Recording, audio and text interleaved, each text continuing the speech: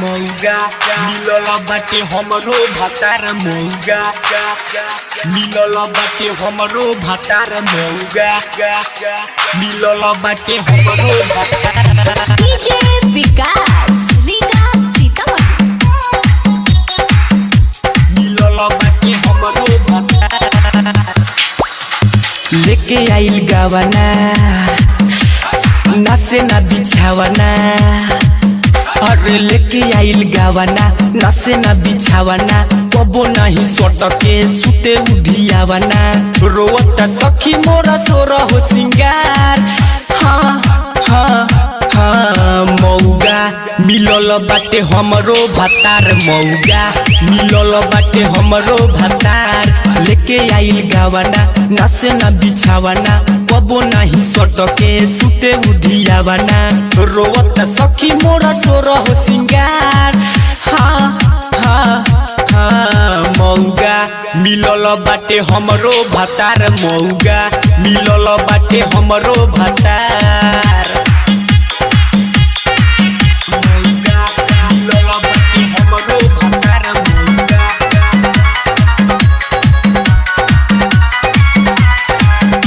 मिलल बाटे हमरो भातार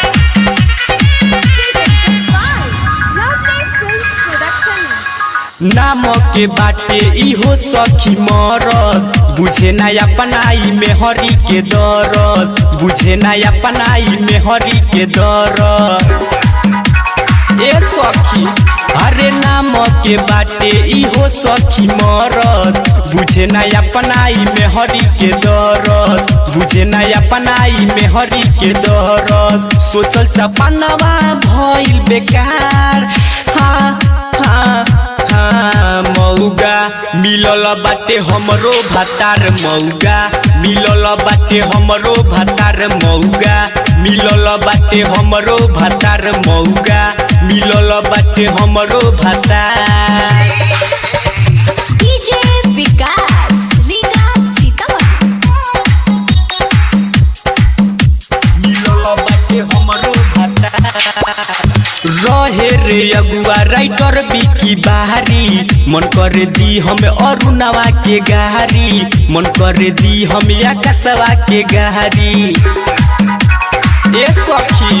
अरे रहे रे अगुआ राइटर बिकी बाहरी मन करे दी हमें अरुणवा के गहरी मन करे दी हम चंदुआ के गहरी सुखल जाता हमर जवानी के अचार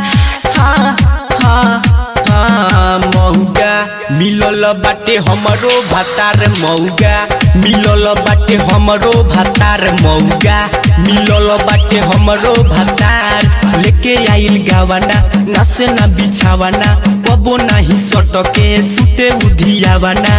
रोवता सखी मोरा सोरा हो सिंगार